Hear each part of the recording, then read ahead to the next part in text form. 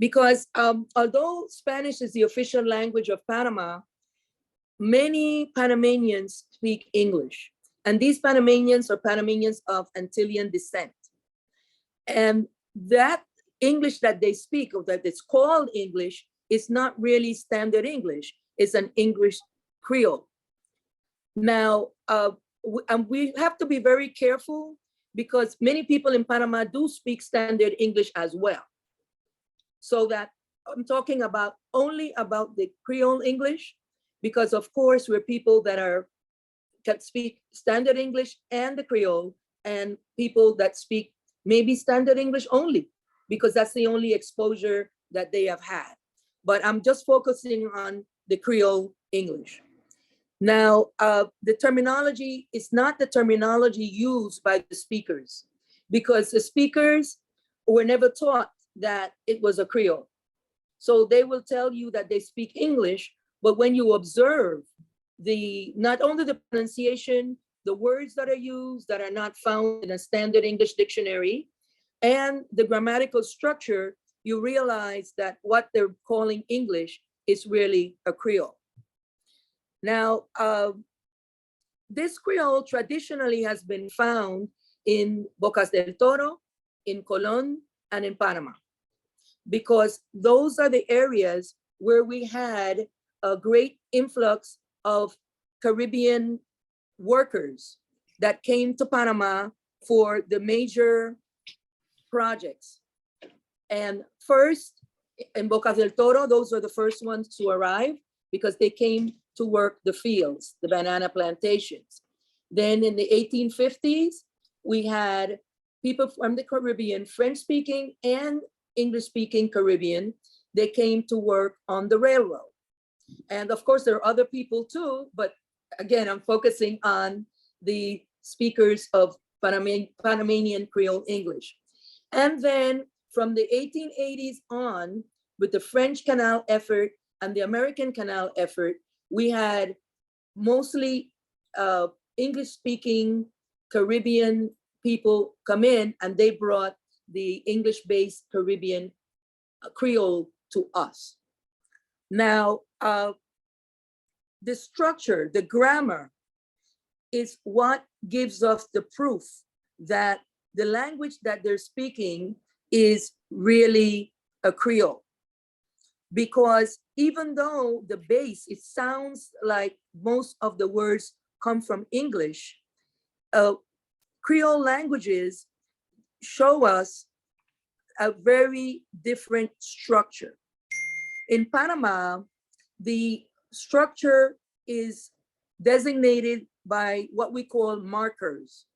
We have pre-verbal markers, and I'm going to show you those in a minute. I'm switching to this screen, which shows us the numbers of people that came from all these islands, but those are only the ones that came between 1904 and 14 for the American Canal with a contract.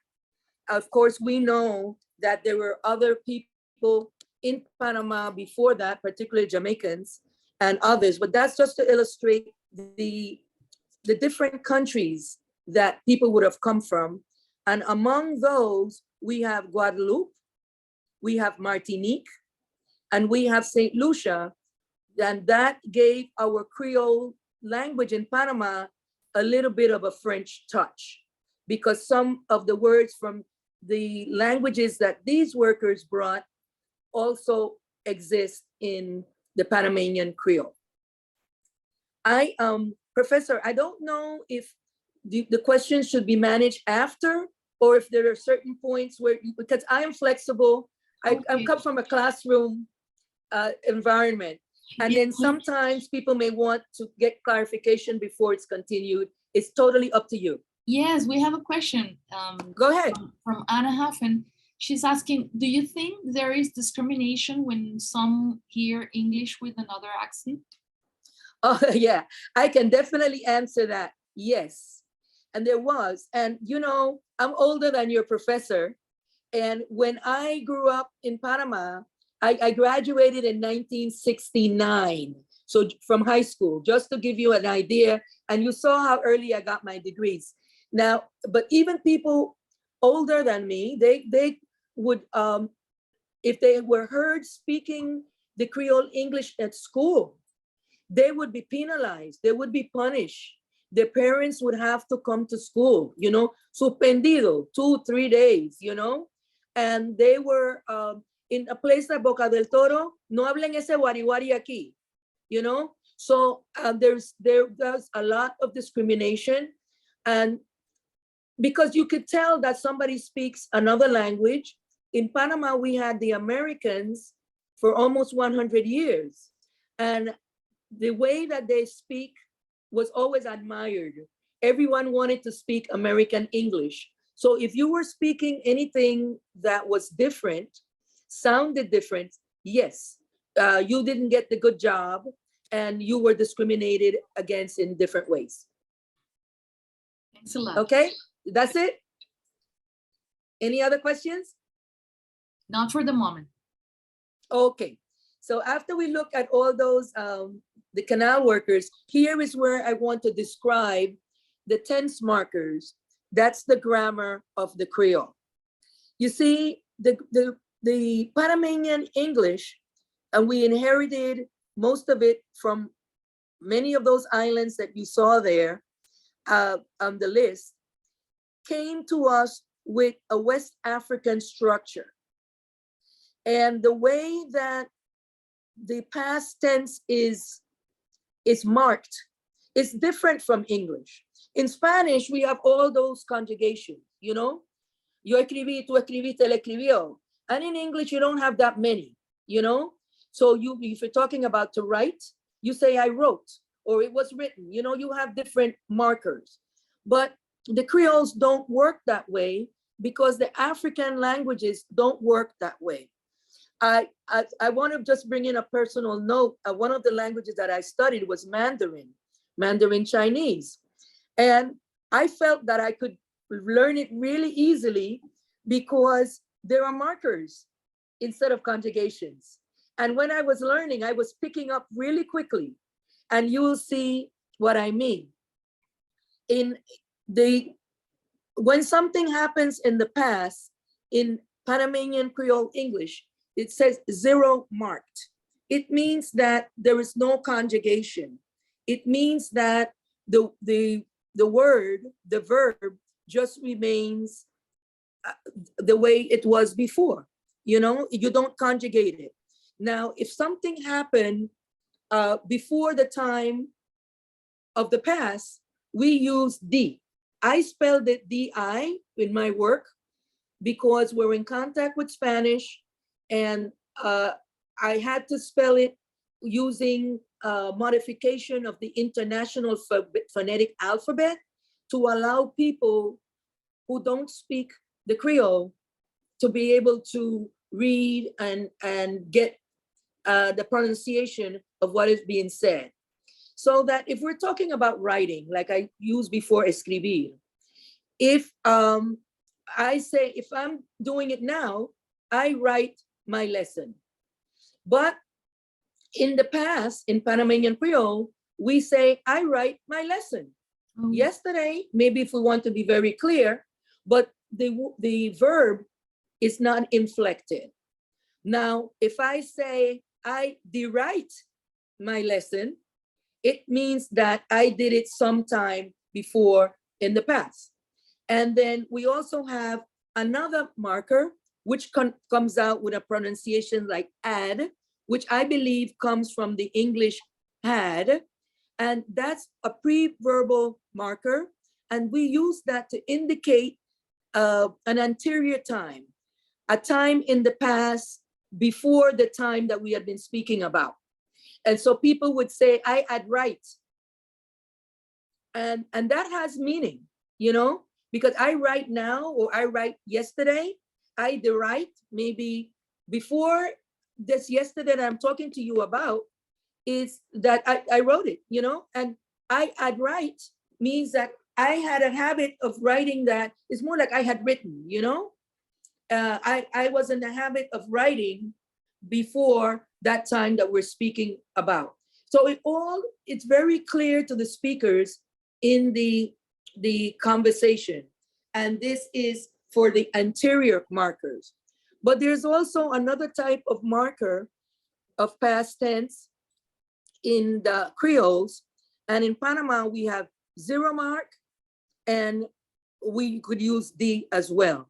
So when people are fluent in Creole English, they are able to discern whether you are speaking about a past time before the past that we were talking about, or whether it's just a closer past time. Because you notice that the D gets repeated, so that when you're in the conversation, you pick it up. And West African languages do that. An indication that the Creole speakers learn English words because of enslavement and lack of schooling. They also lost their own languages. The enslavers made sure that people were mixed so that they couldn't communicate with each other. In some circumstances, they were very brutal. Their tongues were cut out. They made sure that they could not communicate. So what people did was they were only exposed to the language of the slave masters. And they were not exposed to that language in a school setting. They were exposed by hearing orders and by having to do things and to listen. They were very smart because they were able to learn quite a lot, but they kept their West African structure because it's one of the things that was familiar and that they had in common. What happens in West Africa is that even though there are very many languages, I'll give you the example of the Republic of Nigeria. Nigeria is a very large country. I believe there are 300 million inhabitants, but they speak 300 different languages. But the structure of West African language is such that the grammar pattern is similar.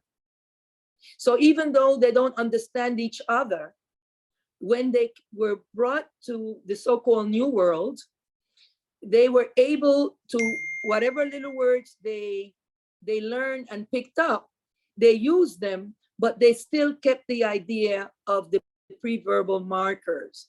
And the preverbal markers took on the tone of English. So D looks like did, and ad looks like had. I want to tell you that the same thing happens in other Creoles, like the French Creoles, like in Haiti and in St. Lucia, Santa Lucia. They also use preverbal markers. And this not the same ones, but they use the language in the same way. Are there any questions? Or should I continue? Yeah, continue, please. Okay. Another way that we know that it's not English and that's a Creole is that it also has markers of aspect. You know, your professor and your professors at the university have been teaching you about English grammar, and you have past and future present and all that. But this is the nomenclature for West African grammar. So as far as aspect, because there are two things that are marked in the tense system: when something happened and how it happened. So the aspect markers are sort of like how it happened. So we have completives. So this is something that you have already completed. Okay, and this is non-past. So somebody would say, I like wash, lavar, I done wash. You know, it's over. But because we're in Panama, some people, when they speak the Creole English, they will say, I ya washed. Because the done means like already, terminé, acabé. So you will hear people speaking the Panamanian English and would say, I ya write it. I ya eat the food. Or I done eat the food. Because it's used before the verb and it shows you it's a completive. Or we also have habituals, which are either unmarked or using the preverbal marker does. So if somebody says, I does eat, it means that they have a habit of eating. And that does is not the same like the D-O-E-S in English.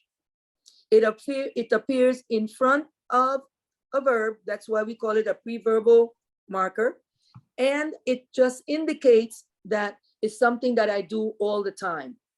You know, like I does call my brother before going to his house. You know, I have a habit of calling. That's what that means. And then we also have the progressive markers. And the progressive markers have a preverbal and the verb with the in. So let me find a good example here. I have some examples I'm looking at with no, as if to be aware. And okay, that one is for the other one. Like I did done, no, that's for the past. I'm sorry, I'm jumping ahead. I'm just looking at for an example with the verb and in, and with the verb and does be in. Like people would say, I does be walking to school. You know, that is a progressive marker. And but when it's something that's habitual, it's just something that you do it all the time. It's not like I am walking, but I usually walk, you would say in standard English. In Panamanian Creole English is I does be walking. You know, I does be talking to him. And I'm usually talking to him. That's what that means. Any questions there? Okay. Now, then we have aspect markers for the past. So we have the done. We have I done at the top where I said I done wash.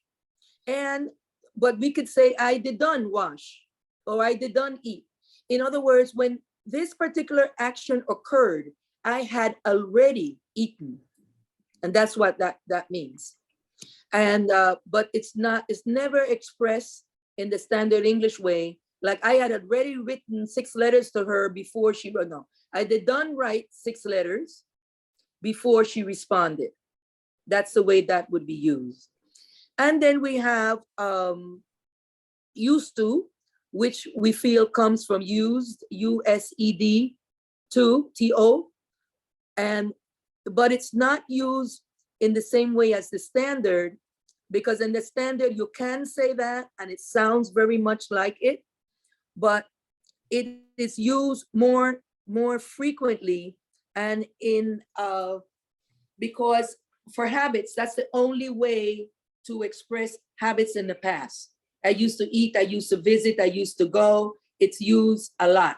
And where in English, it's instead of I used to go to school at 9, you would say, I went to school at 9 when I was little.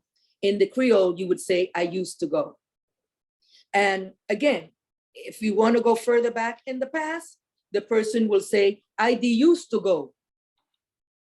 You see, the go is not conjugated, and it's saying it's not used to, but I used to.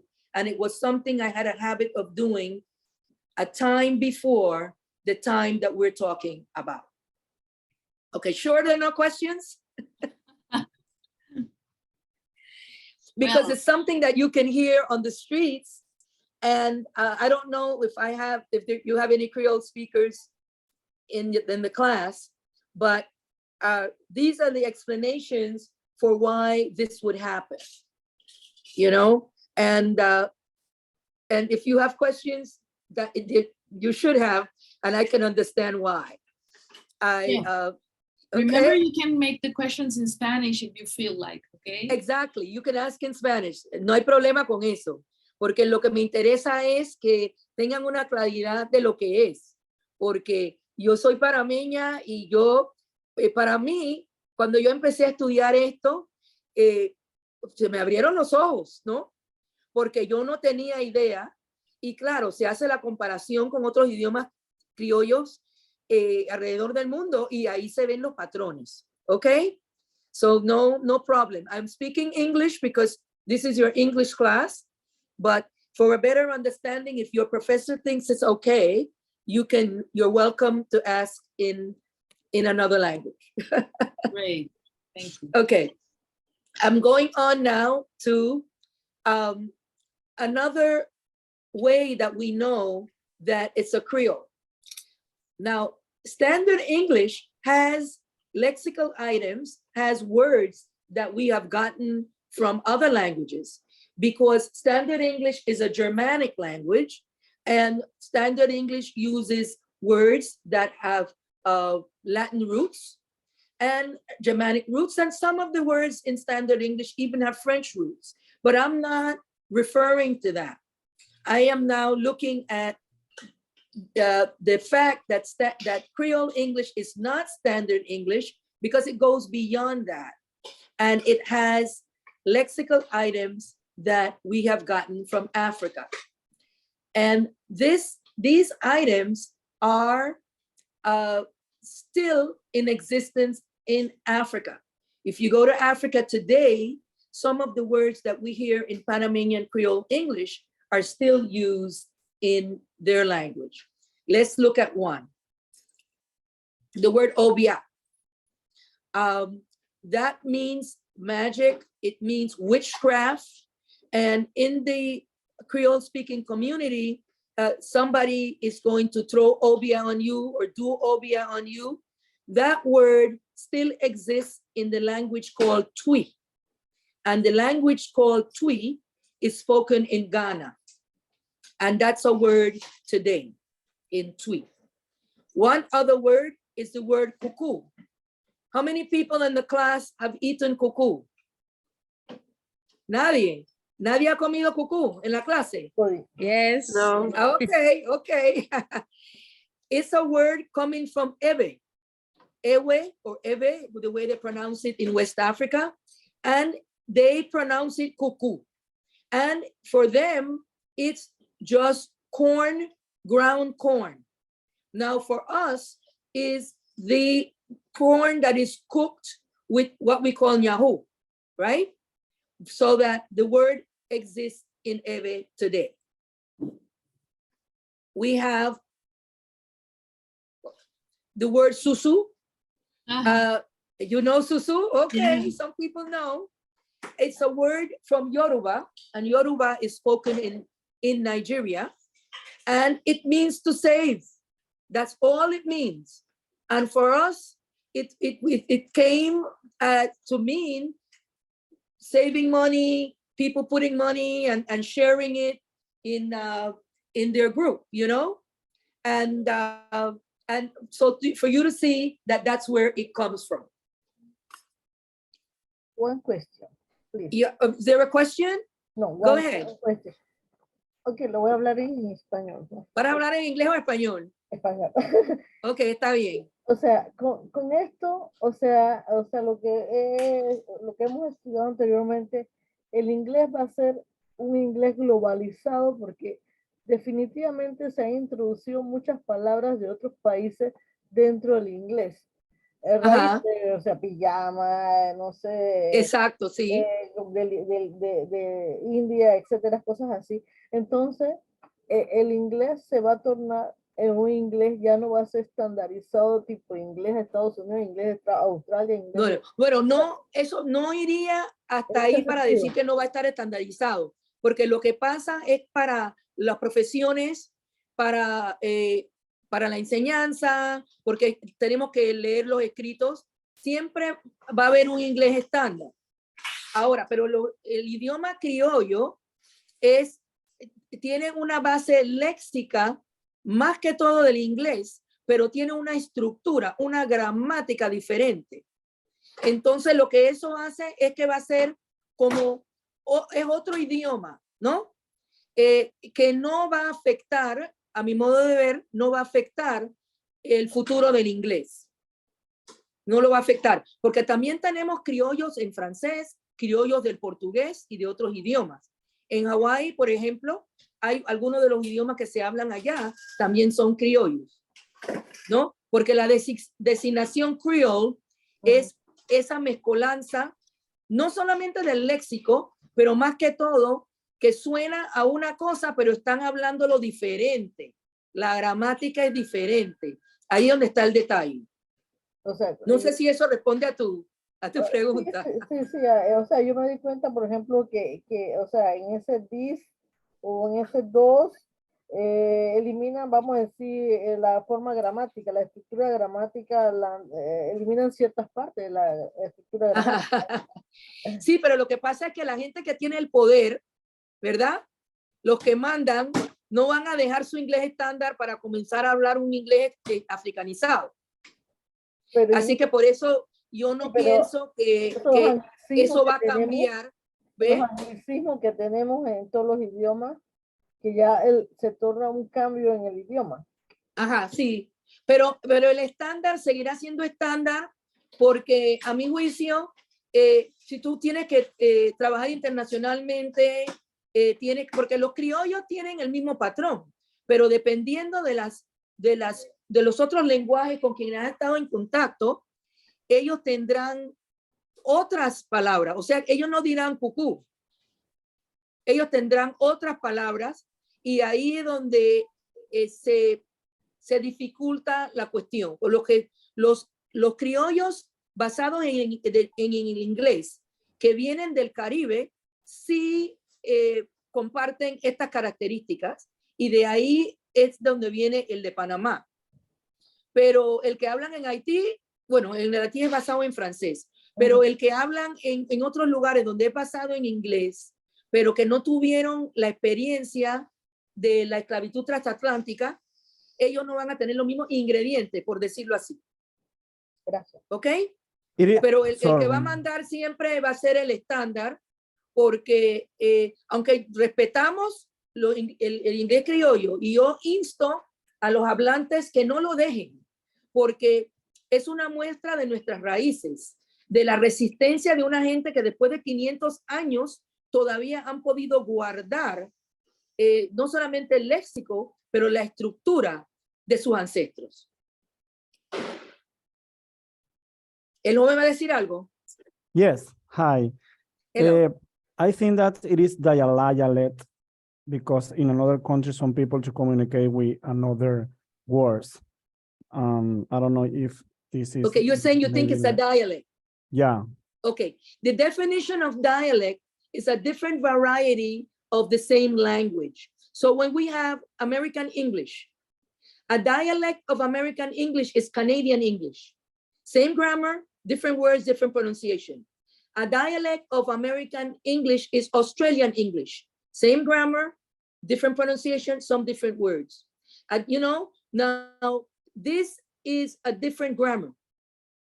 That's the key, a different grammar. Somebody that speaks Creole is not going to say, I went to the supermarket. They're going to say, I did go. And that's the difference. That's why we cannot, as scientists, we don't consider it a dialect because we see the difference in the structure. The grammar is different. Ariana, Okay, thanks. She raised her hand. Yes.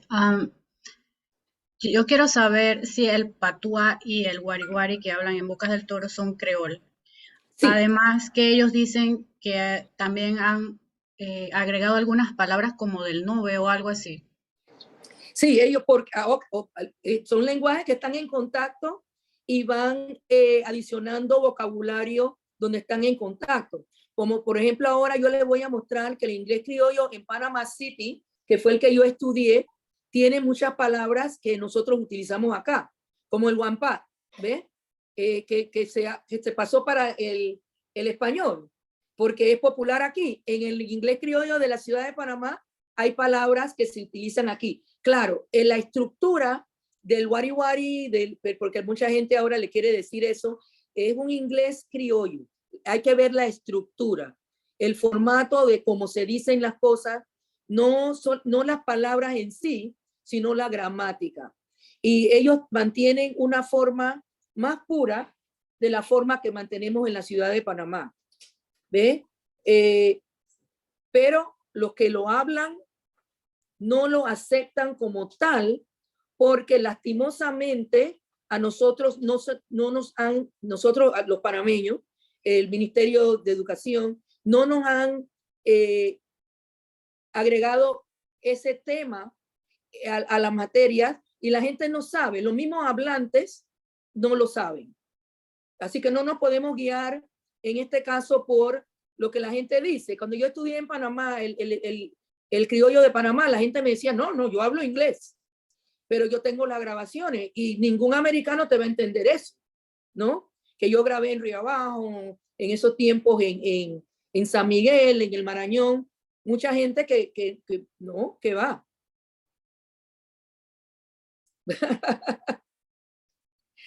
Bueno, ¿otra pregunta o alguna duda?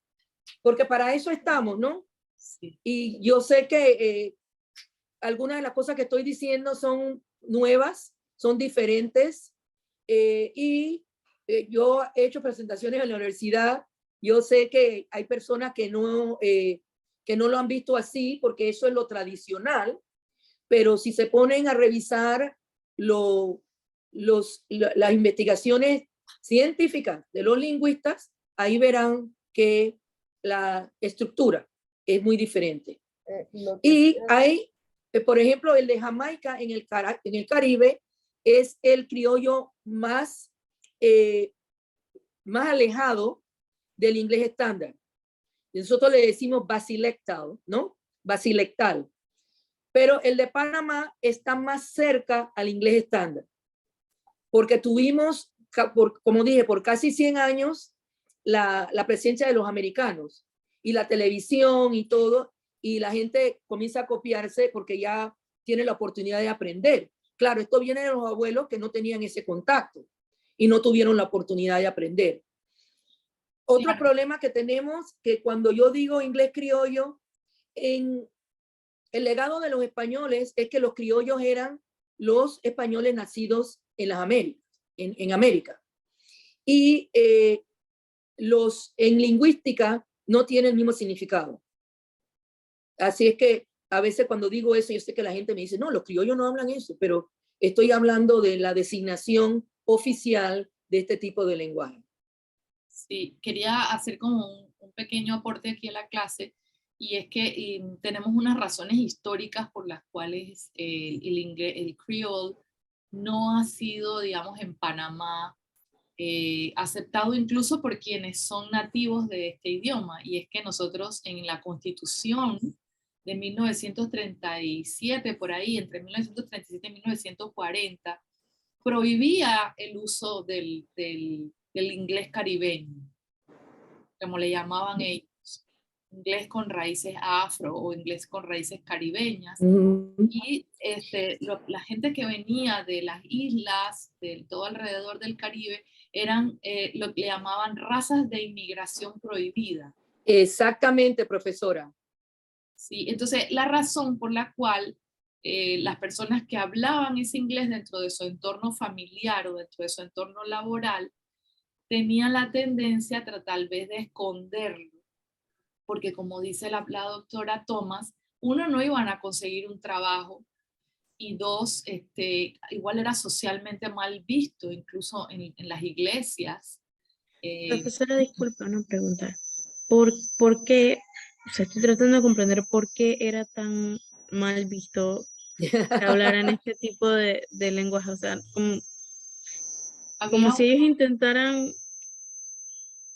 Lo que pasa es que había una razón que tenía que ver con la construcción, sí, Arnulfo Arias, tenía que ver con la construcción de la nacionalidad. Entonces, estamos hablando de los años 40. 1940, esa constitución fue, exactamente. Entonces estamos hablando del modelo nazi, que el modelo nazi, la palabra nazi viene de nacionalista.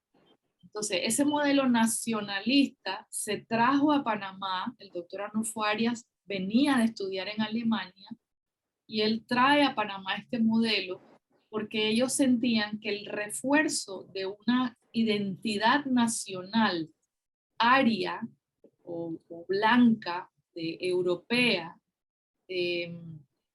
podría fortalecer y podría poner a los países en una situación de estándar, de poder, de caucásica, etc. Entonces, en Panamá, una vez terminados los trabajos del canal, ya se quería sacar a esa población que había venido a trabajar mano de obra anteriormente esclavizada y después mano de obra silver roll. Son razones históricas que ustedes deben haber estudiado en sus clases de historia de Panamá, relaciones de Panamá con los Estados Unidos. Entonces, el proyecto de nación implicaba que se usara la pollera de las provincias centrales, el montuno, la pollera, hablar español y otras cositas. Y ustedes lo ven ahora en nuestras fiestas patrias, solo los símbolos son la pollera esta blanca, la pollera de tal, y se ha introducido poco a poco el tema de los bailes Congo y de las otras regiones de Darién, de Bocas del Toro, de Colón, pero no era el proyecto de nación que se tenía en aquella época.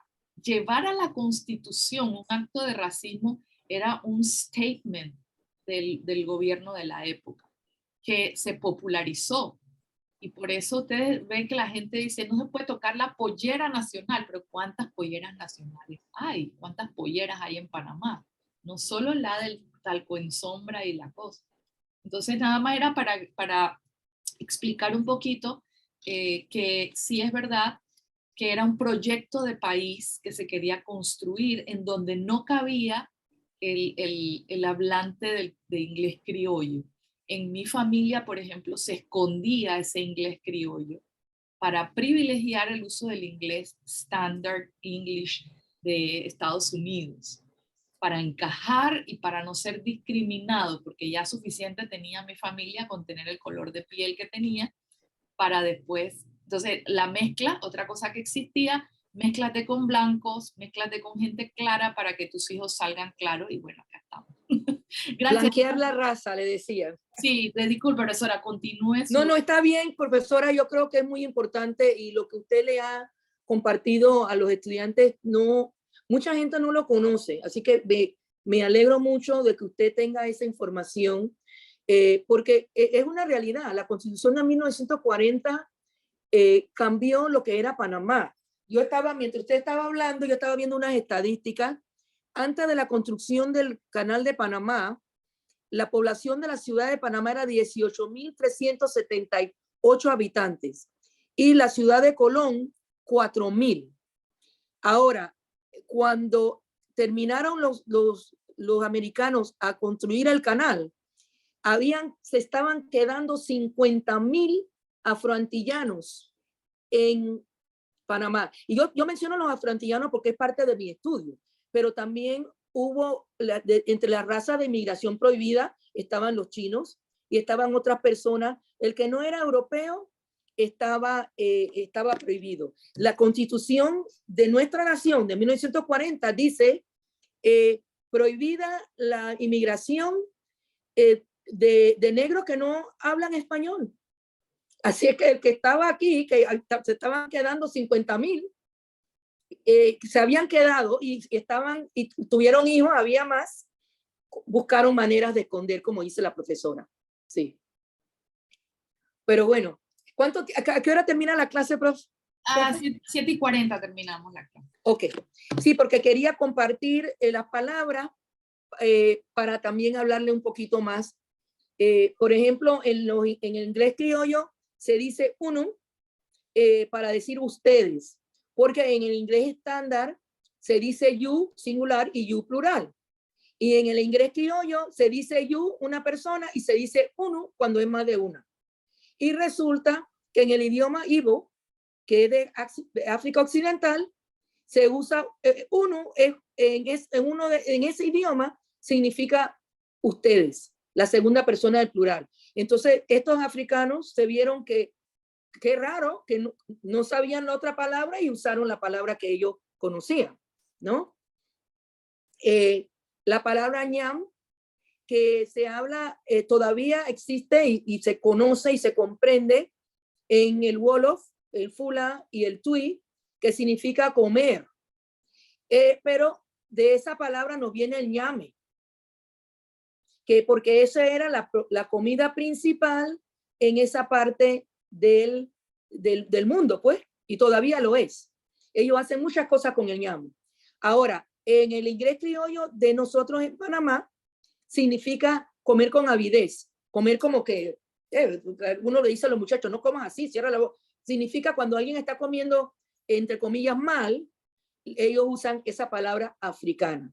Pero eso lo usamos y todo el mundo en Panamá lo comprende y pasó al español como ñame. Y bueno, esta palabra pum pum, que la gente ha aparecido en algunos de los ¿cómo se digo? En los reggaetones y esas cosas, que significa genitales femeninos. Efectivamente, esa es la palabra de genitales femeninos en el idioma Twi, que todavía se utiliza. Yo he tenido la oportunidad de ir a África y estando donde se utilizan una u otra de estas palabras, he conversado con personas que me dicen, sí, cómo no, claro, yo sé lo que significa eso, que tenemos eso en común. La palabra yampi viene del Wolof, que es una pequeña variedad de llame que se usa en el inglés criollo y en el español de Panamá también. Seguimos con los idiomas criollos, también hacen algo diferente al idioma estándar. Cuando uno se encuentra con alguien, nosotros decimos, I make four, como quien dice que los ojos, I make, to make, four, de cuatro. No se pronuncia así, pero viene de esas palabras. Pero en el idioma yoruba, cuando ellos dicen Oju Wadimerin, significa que nuestros ojos se encontraron, se hicieron cuatro. Y así que ellos, el que habla inglés criollo, lo pronuncia diferente usando palabras que vienen del inglés estándar, pero con ese significado. Usted en el inglés estándar, si usted le dice a alguien, my eyes made four, ellos van a creer que uno está un poco perdido, ¿no? Porque eso no significa encontrarse o verse. Pero en el inglés criollo sí. Otra palabra es aiwata, que viene de eye y water, o sea que agua del ojo. Y eso es como se dice lágrima. ¿Ve? Nosotros le decimos a esos calcos, ¿no? Uno copia la forma en un idioma, pero con palabras del otro. La gente que habla inglés criollo dice big people, gente grande, en lugar de adultos. Y mouth water, agua de la boca, que es la saliva, baba, ¿no? Para que vean unos ejemplos de cómo también se diferencia. Yo tengo una anécdota, porque yo soy la autora del diccionario de inglés panameño. Ahora se los muestro cuando estoy otra vez en el video. Y estaba yo en una exposición y se me acerca una persona y me dice, it have bedhead in it. Y digo yo, ¿qué? Que si tenía bedhead. Y claro, yo lo tengo porque esa es una terminología del inglés criollo. Porque ella me contó que ella fue con una prima recién llegada de Panamá a un almacén a comprar una cama. Y la muchacha estaba diciendo bedhead, y ella creyendo que porque lo pronunció así, que por eso el dependiente del almacén no le entendía, ella le pronuncia en buen inglés bedhead. Y el hombre todavía se le queda sin entender, porque en el inglés estándar se dice headboard. ¿Ve? Y en el inglés criollo se dice bedhead. Y ahí fue que no pudieron comprar la cama que querían porque no se entendieron. Que ella vino a comprar mi diccionario y cuando vio que ahí tenía, me dice, ok, entonces si tiene esa palabra, lo quiero, lo necesito. Bueno, seguimos con uso de palabras del inglés estándar, pero con significados diferentes. La palabra fast significa curioso. La palabra funny book son los paquines. No es un libro jocoso. Okay? In English, we say comic book. Me quedé hablando español y me di cuenta. Don't worry, no se preocupe. Okay. In English, they say comic book, pero funny book is English Creole. Ignorant. And that is somebody that gets angry really quickly. If somebody says you're too ignorant, it does not mean that you don't know anything or that you are not aware. It means that you easily get angry. And if you notice that I have some letters here, BH, BL, the letter T, JA, and G, that it's also spoken with that meaning in the Bahamas, in Belize, T for Trinidad, JA for Jamaica, and G for Guyana. Okay, because I tried to code them because we did get these from other places. And so in the dictionary, I do use the codes because it's not unique. We have unique words, but these words are not unique because the way they came to Panama was with the Afro-Antillean workers. If somebody is in the way, the person is pregnant. Something common is vulgar. And to yank, which I believe comes from a Yankee, is somebody that speaks like American English. So in our English-speaking Creole communities in Panama, people would say that, oh, he is yanking. It means he's speaking American English. Okay? Any other questions about words? Let me check if there is a question. No, there's someone asking if you like one pot. If you like what? One pot. Oh, yes. Oh, yes, it's delicious. It's delicious. Yeah. And, you know, people were very resilient. You took little things that were left over and you put them all together to make one meal. You know, it's the people had to find a way to feed the children. So whether it's the bacalao, the codfish or saltfish with all the other meats of the rice, and you make something delicious even if you're poor. For me, it's the better rice, Professor. It's what's rice? Yes, one pot. One pot, you like it? Okay. I like it too. Ask your professor to cook some for you. Tell her to make a party at the end of the class. Oh, compromise. Yeah. There are other words that have different meanings in standard English. To mix up means to be social. You know, you're going to mix up with somebody, you want to be friends with them. To pay down, it's pronounced differently, but you can notice it's pay and down. That is when you go to a store and you make a down payment on something, you know. Session is bochinche. So if somebody is having a session, or they make it even, they will say sessioning somebody. That's a word that doesn't exist in English with that meaning at all. It means that you are, it's bochinche, you're talking about somebody.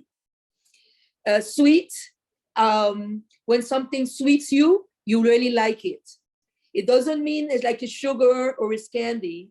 If you hear a joke, oh, that sweet me. It means that I really like that. And they say the same thing in Jamaica and in Grenada. That's why you have J-A and G. And then, but candy is a sweetie. And to taste something, especially to take a taste means to drink, like take a taste of seco. You know, it's not take a taste of orange juice. So if a friend says, I'm going to take a taste, that means that they're going to have a beer or they're going to have an alcoholic beverage. And to buy something on credit is to take out. I'm going to take out a TV. It means that they're going to buy it by paying a little bit of money, and they're not buying it one time. Again, down payment. To pay down and to take out are synonyms.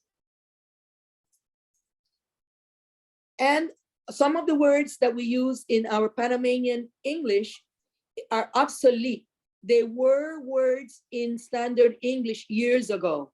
Like, for example, a bald head, to call somebody bald head, they stopped doing that according to the Oxford Dictionary of English.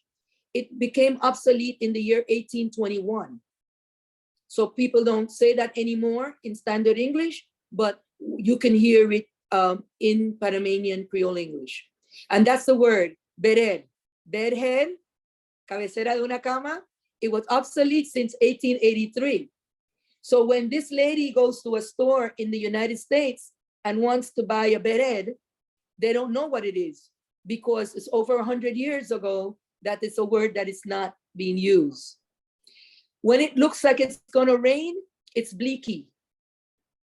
And somebody that likes to eat a lot is licorice. And again, you see the dates. They were in the English dictionary. The Old English Dictionary has bleaky obsolete since 1797. And the Old English Dictionary has licorice obsolete since 1653. Your professor would tell you that there's an Old English Dictionary where they keep track of all the words in the standard, and the ones that are no longer used appear in that dictionary. I am sure that now you can do a search online. To reach, as it means to arrive, but the meaning has changed since 1860. And to shift is to avoid. And in Spanish, we use me está chifiando. It used to mean that in English, and it's obsolete since 1816. But in Creole English, people use it, and in Panamanian vernacular Spanish, it was picked up. Así que hasta hoy estamos chifiando gente. Okay, okay, and our Creole English has words contributed from Panamanian Spanish, like paviarse, el que se pavía de la escuela. In Panamanian Creole English, you could say he pab, okay? And people understand it, but only people in Panama. A person that speaks Creole English from Jamaica or Guyana is not gonna know. That's a word that was born here. Like we have botella, we know what botella is. Hay muchas botellas por ahí, ¿no? Que pagamos con nuestros impuestos. So when you speak Creole English, you could say, fulanito is a botella, and only people in Panama understand it. In other countries where they speak Creole English, they don't. The same thing like novela. I want to watch the novela. People say that all the time. And novela is a word that exists in standard English, but it's a written form of writing. It is not a televised soap opera is what the standard English calls the novela. And we have some words in Panamanian Creole that come from French because we have a French influence. Boudin, French pronunciation boudin, morcilla. And when you speak Creole English, you could say, I want to buy boudin.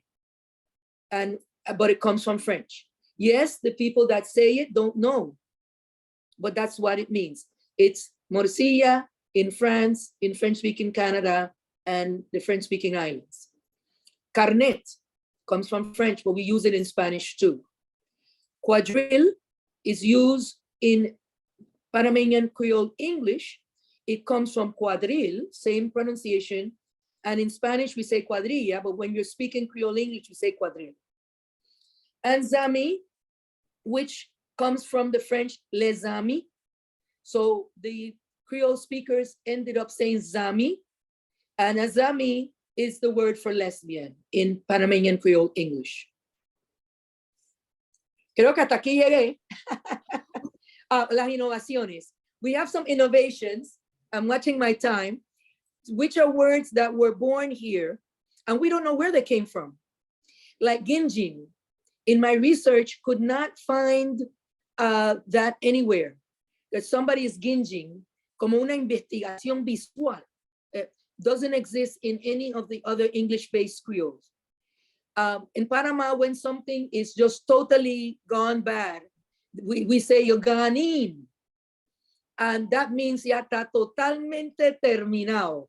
Una persona totalmente acabada. Gone in. Bleach en el idioma del inglés criollo es quedarse afuera todo el tiempo. Ustedes se acuerdan, bueno, los jovencitos no, hay que preguntarle a sus abuelas, que la gente ponía la ropa afuera con cloro de noche para que amaneciera, para blanquearla. Y cloro es un bleach.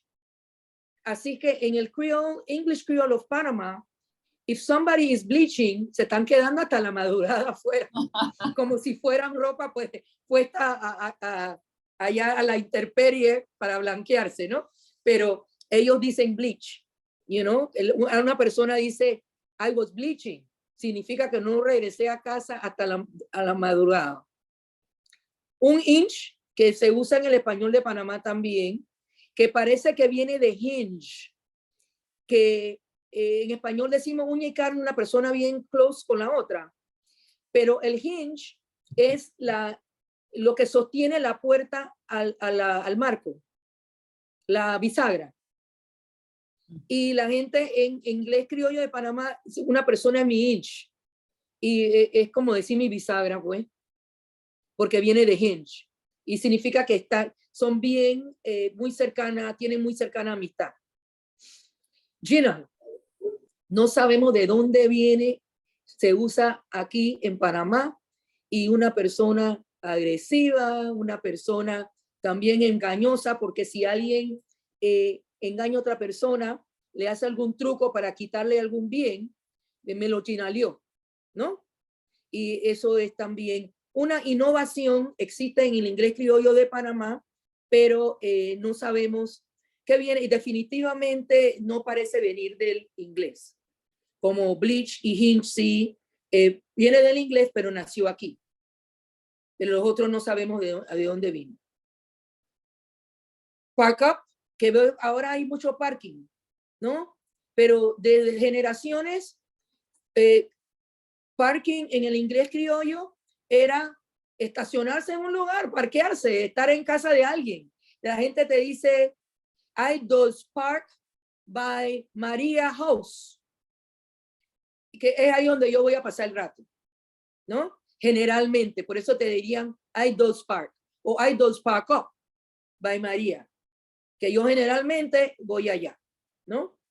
Ratidix también es una interjección, y hay otras también, pero las otras que también se pueden considerar vulgares, esta no se considera vulgar, las otras sí aparecen en otros ingleses criollos de la región, pero en Panamá, Ratidix parece que es aquí nada más.